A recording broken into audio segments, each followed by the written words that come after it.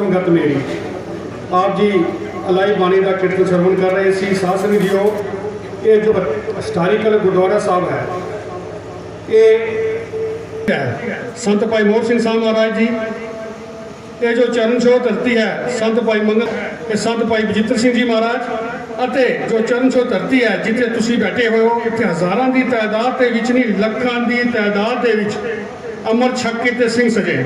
ਇਹ ਜੀ ਸਾਹਿਬ ਪੁੰਛ ਦੇ 13ਵੇਂ ਮੁਖੀ ਹਨ। ਇਹ ਜੋ ਇਮਾਰਤ ਤੁਸੀਂ ਦੇਖ ਰਹੇ ਹੋ, ਇਹ ਜੋ ਇਮਾਰਤ ਸਾਹਿਬ ਸ੍ਰੀ ਗੁਰੂ ਗ੍ਰੰਥ ਸਾਹਿਬ ਮਹਾਰਾਜ ਦਾ ਓਟ ਆਸਰਾ ਲੈ ਕੇ ਸ਼੍ਰੀਮਾਨ ਮਾਨ ਸਾਹਿਬ ਜੀ ਮਹਾਰਾਜ ਜੋ ਇਹ ਇਮਾਰਤ ਦੀ ਕੰਸਟਰਕਸ਼ਨ ਕਰ ਰਹੇ ਹਨ, ਸਮੁੱਚੀ ਸਾਧ ਸੰਗਤ ਜੀ ਦੇ ਸਹਿਯੋਗ ਦੇ ਨਾਲ ਅਸੀਂ ਇੱਕ ਕੜਾਈ ਜੋ ਸਿਮਰਦੀ ਹੈ ਸ਼੍ਰੀਮਾਨ ਮਾਨ ਸਾਹਿਬ ਜੀ ਮਹਾਰਾਜ ਦੀ ਇਜਾਜ਼ਤ ਤੋਂ ਬਗੈਰ ਨਹੀਂ ਲਗਾ ਰਹੇ, ਕਿਉਂਕਿ ਇਹ ਜੋ ਅਸਥਾਨ ਹੈ ਪੁੰਛ ਦੇ ਅੰਦਰ ਇਸ ਦਾ ਬਹੁਤ ਹੀ ਬੜੀ ਇੱਕ ਮਾਨਤਾ ਹੈ। ਜੋ ਠਾਠਾ ਮਾਰਦਾ ਹੋਇਆ ਸਮੁੰਦਰ ਤੁਸੀਂ ਵੇਖ ਰਹੇ ਹੋ, ਇਹ ਸਿਰਫ ਤੇ ਸਿਰਫ ਸ਼੍ਰੀਮਾਨ ਡੇਰਾ ਨੰਗਾਲੀ ਸਾਹਿਬ ਦੀ ਮੇਰਾ ਭਰਿਆ ਹੱਥ ਹੈ। ਆਓ ਅਸੀਂ ਇੱਕ ਮੈਂ ਗੱਲ ਜ਼ਰੂਰ ਕਹਾਂ, ਡਿਸਟ੍ਰਿਕਟ ਗੁਰਦੁਆਰਾ ਪ੍ਰਬੰਧਕ ਕਮੇਟੀ ਪੁੰਛ ਜੋ ਪੁੰਛ ਦੇ ਅੰਦਰ ਇਸ ਵਕਤ ਸਿੱਖਾਂ ਦੀ ਨੁਮਾਇੰਦਗੀ ਕਰ ਰਹੀ ਹੈ ਅਤੇ ਪੂਰੇ ਡਿਸਟ੍ਰਿਕਟ ਦੇ ਅੰਦਰ ਜਿਸ ਵਕਤ ਵੀ ਕਿਸੇ ਕੋਈ ਪ੍ਰੋਬਲਮ ਆਏ ਕਿਸੇ ਸਿੱਖ ਨੂੰ ਜਾਂ ਕਿਸੇ ਹੋਰ ਵਿਅਕਤੀ ਨੂੰ, ਉਹ ਖੜੇ ਹੋ ਕੇ ਉੱਥੇ ਜਾ ਕੇ ਤੇ ਉਹਨਾਂ ਦੀ ਹੌਸਲਾ ਅਫਜ਼ਾਈ ਕਰਦੇ ਹਨ। ਅਤੇ ਹਿੰਦੁਸਤਾਨ ਦੇ ਅੰਦਰ ਸ਼੍ਰੀਮਾਨ ਡੇਰਾ ਨੰਗਾਲੀ ਸਾਹਿਬ ਪੁੰਛ ਜੋ ਕਿ ਸਾਹਿਬ ਸ੍ਰੀ ਗੁਰੂ ਗੋਬਿੰਦ ਸਿੰਘ ਜੀ ਮਹਾਰਾਜ ਦੇ ਖੰਡੇ ਬਾਟੇ ਦਾ ਉਹ ਅਸਥਾਨ ਹੈ, ਜਿਸ ਅਸਥਾਨ ਤੇ ਮੈਂ ਫਿਰ ਕਹਾਂ ਇਸ ਵਕਤ ਹਿੰਦੁਸਤਾਨ ਦੇ ਵਿੱਚ ਉਹਨਾਂ ਨੇ ਬਾਹਰਲੇ ਮੁਲਕਾਂ ਦੇ ਵਿੱਚ ਵੀ ਅੱਜ ਡੇਰਾ ਨੰਗਾਲੀ ਸਾਹਿਬ ਮਹਾਰਾਜ ਦਾ ਬਹੁਤ ਹੀ ਵੱਡਾ ਜੋ ਉਹਦੇ ਦੇ ਤਿਆਰ ਕੀਤੇ ਰਾਗੀ ਜਥੇ, ਉਹਨਾਂ ਦੇ ਤਿਆਰ ਕੀਤੇ ਪ੍ਰਚਾਰਕ ਇਸ ਵਕਤ ਤਕਰੀਬਨ ਦੁਨੀਆ ਦੇ ਹਰ ਕੋਨੇ ਤੇ ਜਾ ਕੇ ਜੋ ਸਿੱਖੀ ਨੂੰ ਜੋ ਹੈ ਸਿੱਖੀ ਨਾਲ ਜੋੜਦੇ ਹਨ। ਮੈਂ ਜ਼ਿਆਦਾ ਵਿਸਤਾਰ ਵੀ ਨਾ ਜਾਵਾਂ, ਹੁਣ ਬੇਨਤੀ ਕਰਾਂਗਾ ਰਬੀ ਬਾਣੇ ਜੋੜਨਗੇ। ਉਸ ਤੋਂ ਬਾਅਦ ਸਤਿਕਾਰਯੋਗ ਪ੍ਰੋਫੈਸਰ ਨਰਿੰਦਰ ਸਿੰਘ ਜੀ ਆਪ ਜੀ ਦੇ ਨਾਲ ਗੁਰਮਤਿ ਵਿਚਾਰਾਂ ਸਾਂਝੀਆਂ, ਕਿਉਂਕਿ 5-6 ਦਿਨਾਂ ਤੋਂ ਹਫ਼ਤੇ ਤੋਂ ਲਗਾਤਾਰ ਗੁਰਦੁਆਰਾ ਸਾਹਿਬ ਕੇ ਪ੍ਰੋਗਰਾਮ ਚੱਲ ਰਹੇ ਹਨ ਅਤੇ ਨਾਲ ਆ ਪ੍ਰਭਾਤ ਫੇਰੀਆਂ ਵੀ ਚੱਲ ਰਹੀਆਂ ਹਨ ਤੇ ਉਹਨਾਂ ਤੋਂ ਬਾਅਦ ਜੋ ਆਪ ਜੀ ਦੇ ਨਾਲ ਗੁਰਮਤਿ ਵਿਚਾਰਾਂ ਸਾਂਝੀਆਂ ਕਰਨਗੇ। ਇਸੇ ਤਰੀਕੇ ਦੇ ਨਾਲ ਆਪ ਜੀ ਸਾਹਿਬ ਸ੍ਰੀ ਗੁਰੂ ਗੋਬਿੰਦ ਸਿੰਘ ਜੀ ਮਹਾਰਾਜ ਜਿਨ੍ਹਾਂ ਦਾ ਇੱਕ ਕ੍ਰਾਂਤੀਕਾਰੀ ਇੱਕ ਜੋ ਪ੍ਰੋਗਰਾਮ ਸੀ, ਉਹਨਾਂ ਦੇ ਨਾਲ ਜੁੜ ਕੇ, ਉਹਨਾਂ ਦੇ ਇਤਿਹਾਸ ਦੇ ਨਾਲ ਜੁੜ ਕੇ ਆਓ ਅਸੀਂ ਉਹਨਾਂ ਦੇ ਚੱਲੇ ਹੋਏ ਕੀ ਫਤਿਹ।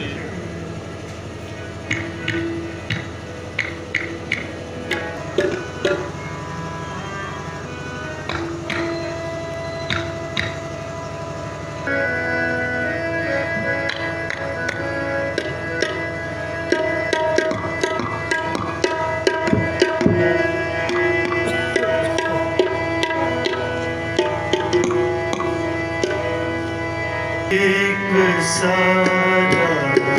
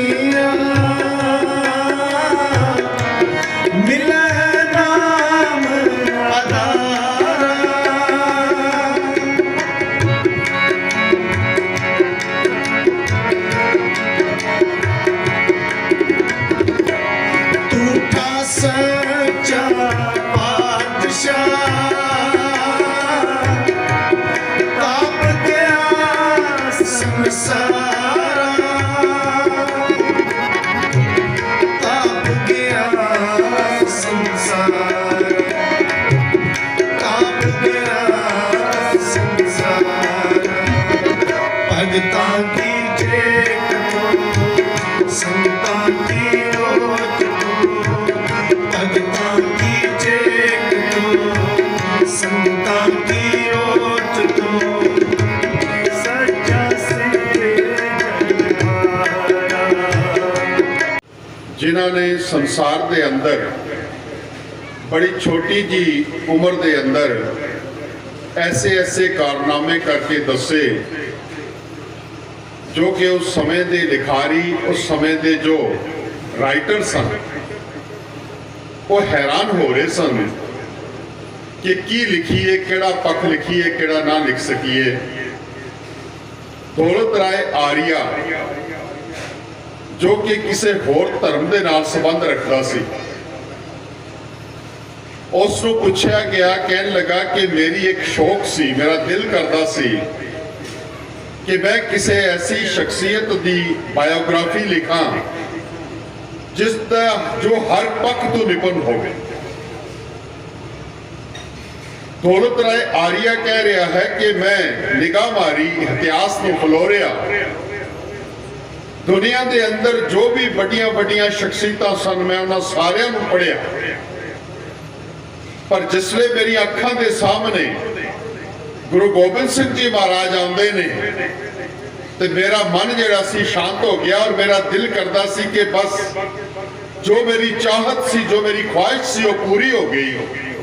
तो फिर उसने एक बुक लिखी साहिब कमाल, जिदे विच गुरु गोबिंद सिंह जी महाराज की जीवनी नूं बड़े ही सुचज्जे ढंग दे नाल उसने लिखिया। कोई शक वाली गल नहीं। गुरु गोबिंद सिंह जी महाराज नूं जे असी उस परमात्मा की बंदगी दे विच देखते हाँ तो बहुत बड़े बड़े ऋषि मुनियां के दर्शन होंदे ने, ते जे उन्होंने मैदाने जंग विच वेखते हाँ तो एक बहुत बड़े सूरवीर संत की सिपाही की जो है वो एक नजर आते हैं। हुण गुरु गोबिंद सिंह जी महाराज की बचपन तो देखिए तो बचपन तो उन्होंने जो सोच सी, बचपन के अंदर हर बच्चा जड़ा है वो खेडा खेडना चाहता है, ये शौक है, एक इनबॉर्न कैरेक्टर है बच्चे के अंदर। पर गुरु गोबिंद सिंह जी महाराज दियां जो खेडा सन वो भी कमाल दियां सन। वो की करते सन कि अपने साथियों दियां टोलियां बना के उन्होंने एक दूजे दे नाल एक मसनूई जंग करवा के ते वो एक टारगेट दे के उस टारगेट की प्राप्ति कर रहा करते सन। भाव के आने वाले समय की तैयारी करवा रहे सन, खेडा खेडदियां प्लेवे मैथड दे नाल इस किस्म की तैयारी करवा रहे सन। कोई शक नहीं, असी अक्सर सुनते हाँ, पढ़ते हाँ कि कश्मीर के हालात बने, कश्मीर के उत्ते जो समय हुक्मरान सन उन्होंने अत का अत्याचार जड़ा सी उत्थे कीता, विशेष तौर पर कश्मीरी पंडितां दे उत्ते उन्होंने जनेऊ उतार के उन्होंने जबरन उन्होंने इस्लाम विच कन्वर्ट करने की एक मुहिम तैयार की, जिस दे नाल जो नहीं मनता सी, जो आकी होंदा सी, उसनूं कतल कर दिता जाता सी। पास किया कि भाई किसी के पास जाइए, कोई साडी सहायता करे। कश्मीर के अंदर जिन्ने भी जो सियासी पद्धर के लोग सन वो दूर हो गए, उन्होंने हथ नहीं फड़िया। धार्मिक आगू सन उन्होंने हथ नहीं फड़िया। होर जो पतवंते सज्जन सन सारिया ने इको डर जिहड़ा है वो दसिया कि भाई असीं तुहाडी मदद करांगे ते फिर सानू सजाए मौत दे दित्ती जावे। परेशान हुए, हैरान हुए कि किस के पास जाइए। खालसा वाहिगुरू जी की फतेह। ਅੱਜ ਗੁਰਦੁਆਰਾ ਮਾਨਸਾ ਵਿਖੇ ਸ਼੍ਰੀ ਗੁਰੂ ਗੋਬਿੰਦ ਸਿੰਘ ਜੀ ਮਹਾਰਾਜ ਦੇ ਪ੍ਰਕਾਸ਼ ਪੁਰਬ ਦੀ ਖੁਸ਼ੀ ਦੇ ਅੰਦਰ ਇੱਕ ਪ੍ਰੋਗਰਾਮ ਰੱਖਿਆ ਗਿਆ ਅਤੇ ਨਾਲ ਗੁਰੂ का ਲੰਗਰ ਅਟੁੱਟ ਵਰਤ ਰਿਹਾ ਹੈ। ਗੁਰੂ ਗੋਬਿੰਦ ਸਿੰਘ ਜੀ ਮਹਾਰਾਜ ਦੇ ਪ੍ਰਕਾਸ਼ ਪੁਰਬ ਦੀ ਸਾਰੀਆਂ ਸੰਗਤਾਂ ਨੂੰ ਲੱਖ ਲੱਖ ਵਧਾਈ ਹੋਵੇ। गुरु गोबिंद सिंह जी महाराज सिख कौम के 10वें गुरु सन, जिन्हां दा अवतार ਪਟਨਾ ਸ਼ਹਿਰ ਵਿਖੇ ਹੋਇਆ। ਪਟਨਾ ਦੀ ਧਰਤੀ ਇੱਕ ਐਸੀ ਧਰਤੀ ਹੈ ਜਿਸ ਨੂੰ ਕਿ ਜੋ ਪੁਰਾਣੇ ਹਿਸਟੋਰੀਅਨ ਹਨ, ਹਿਸਟਰੀ ਵਿੱਚ ਲਿਖਿਆ ਹੈ ਕਿ ਉਸ ਦਾ ਨਾਮ ਪਾਟਲੀਪੁੱਤਰ ਸੀ। ਪਾਟਲੀਪੁੱਤਰ ਮਹਾਰਾਜਾ ਅਸ਼ੋਕ ਦੀ ਰਾਜਧਾਨੀ ਸੀ। ਮਹਾਰਾਜਾ ਅਸ਼ੋਕ ਜੋ ਸਨ, ਜੋ ਅੱਜ ਹਿੰਦੁਸਤਾਨ ਦੇ ਅੰਦਰ ਜੋ ਅਸ਼ੋਕ ਸਤੰਭ ਹੈ ਦਿੱਲੀ ਦੇ ਅੰਦਰ, ਉਸ ਤੋਂ ਉਹਨਾਂ ਦੀ ਪਹਿਚਾਣ ਹੈ। ਜੋ ਸਾਡਾ ਇੰਡੀਅਨ ਕਰੰਸੀ ਹੈ ਉਸ 'ਤੇ ਵੀ ਜੋ ਮੋਹਰ ਹੈ ਮਹਾਰਾਜਾ ਅਸ਼ੋਕ ਦੀ ਹੈ। ਮਹਾਰਾਜਾ ਅਸ਼ੋਕ ਨੇ ਜੋ ਕਲਿੰਗਾ ਦੀ ਲੜਾਈ ਲੜੀ ਹੈ ਉਸ ਦੇ ਅੰਦਰ ਲੱਖਾਂ ਲੋਕ ਸ਼ਹੀਦ ਹੋਏ ਹਨ। ਤੇ ਉਹਨਾਂ ਦੀ ਜੋ ਧਰਮ ਪਤਨੀ ਸੀ ਉਹ ਇੱਕ ਬੁੱਧਿਸਟ ਸੀ, ਜਿਨ੍ਹਾਂ ਨੇ ਉਸ ਨੂੰ ਪ੍ਰੇਰਿਆ ਤੇ ਉਹਨਾਂ ਨੇ ਜੋ ਆਪਣੀ ਤਲਵਾਰ ਸੀ ਉਹ ਜਮਨਾ ਤਟ ਦੇ ਕਿਨਾਰੇ ਪਟਨਾ ਸ਼ਹਿਰ ਵਿਖੇ ਜੋ ਪਾਟਲੀਪੁੱਤਰ ਸੀ ਉਸੇ ਸੁੱਟ ਦਿੱਤੀ। ਉਸ ਤੋਂ ਬਾਅਦ ਉਹਨਾਂ ਨੇ ਬੁੱਧ ਧਰਮ ਅਖਤਿਆਰ ਕਰ ਲਿਆ। ਸਾਹਿਬ ਸ੍ਰੀ ਗੁਰੂ ਗੋਬਿੰਦ ਸਿੰਘ ਜੀ ਮਹਾਰਾਜ ਦਾ ਜਦ ਜਨਮ ਹੋਇਆ ਤੇ ਗੁਰੂ ਗੋਬਿੰਦ ਸਿੰਘ ਜੀ ਨੇ ਉਸੇ ਜਮਨਾ ਦੇ ਤੱਟ ਤੇ ਖੜੇ ਹੋ ਕੇ ਜੋ ਕੰਗਨ ਸਨ ਸੋਨੇ ਦੇ ਉਹ ਉਤਾਰ ਕੇ ਜਮਨਾ ਵਿੱਚ ਸੁੱਟ ਦਿੱਤੇ ਤੇ ਇੱਕ ਤਲਵਾਰ ਚੁੱਕੀ ਜੋ ਇੱਕ ਕ੍ਰਾਂਤੀ ਦੀ ਤਲਵਾਰ ਸੀ, ਜੋ ਹਿੰਦੁਸਤਾਨ ਦੀਆਂ ਜੋ ਗੁਲਾਮੀ ਦੀਆਂ ਜੰਜੀਰਾਂ ਸਨ ਉਹਨਾਂ ਨੂੰ ਤੋੜਨ ਵਾਸਤੇ ਉਹ ਤਲਵਾਰ ਉਸੇ ਪਾਟਲੀਪੁੱਤਰ ਤੋਂ ਚੁੱਕ ਕੇ ਪੰਜਾਬ ਵੱਲ ਆਏ। ਜਿਵੇਂ ਕਿ ਤੁਸੀਂ ਜਾਣਦੇ ਹੋ ਕਿ ਗੁਰੂ ਗੋਬਿੰਦ ਸਿੰਘ ਜੀ ਮਹਾਰਾਜ ਦਾ ਪੂਰਾ ਪਰਿਵਾਰ ਧਰਮ ਯੁੱਧ ਜੋ ਹਿੰਦੁਸਤਾਨ ਦੇ ਅੰਦਰ ਉਸ ਸਮੇਂ ਦੇ ਮੁਗਲ ਬਾਦਸ਼ਾਹ ਸਨ, ਜੋ ਪ੍ਰਜਾ ਨੂੰ ਤੰਗ ਕਰ ਰਹੇ ਸਨ, ਜਬਰਨ ਧਰਮ ਪਰ ਉਹਨਾਂ ਦਾ ਪਰਿਵਰਤਨ ਕੀਤਾ ਜਾ ਰਿਹਾ ਸੀ, ਉਸ ਦੀ ਰੱਖਿਆ ਲਈ ਗੁਰੂ ਤੇਗ ਬਹਾਦਰ ਜੀ ਨੇ ਆਪਣੀ ਸ਼ਹਾਦਤ ਦਿੱਤੀ। ਉਪਰੰਤ ਗੁਰੂ ਗੋਬਿੰਦ ਸਿੰਘ ਜੀ ਨੇ ਆਪਣੇ ਚਾਰੇ ਲਕਸ਼ ਜਿਗਰ ਸ਼ਹੀਦ ਕਰਵਾ ਕੇ ਇਸ ਜੰਗ ਨੂੰ ਜਾਰੀ ਰੱਖਦੇ ਹੋਏ ਆਪਣੀ ਸਰੀਰ ਦੀ ਵੀ ਆਹੂਤੀ ਦਿੱਤੀ।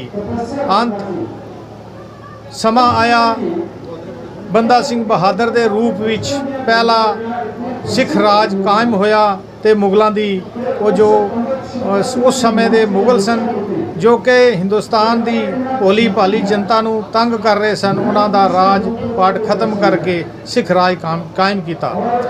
ਮੈਂ ਬਹੁਤ ਧੰਨਵਾਦੀ ਹਾਂ ਚੈਨਲਾਂ ਦਾ ਜੋ ਕਿ ਜਿਨ੍ਹਾਂ ਨੇ ਸਾਡੇ ਪ੍ਰੋਗਰਾਮ ਨੂੰ ਕਵਰ ਕੀਤਾ ਹੈ, ਔਰ ਨਾਲ ਹੀ ਸਾਰੀ ਸੰਗਤ ਨੂੰ ਮੇਰੀ ਤਰਫੋਂ ਲੱਖ ਲੱਖ ਵਧਾਈ ਹੈ ਜਿਨ੍ਹਾਂ ਨੇ ਇਸ ਪ੍ਰੋਗਰਾਮ ਵਿੱਚ ਸ਼ਾਮਲ ਹੋ ਕੇ ਇਸ ਪ੍ਰੋਗਰਾਮ ਦੀ ਰੌਣਕ ਨੂੰ ਵਧਾਇਆ ਹੈ। ਵਾਹਿਗੁਰੂ ਜੀ ਕਾ ਖਾਲਸਾ, ਵਾਹਿਗੁਰੂ ਜੀ ਕੀ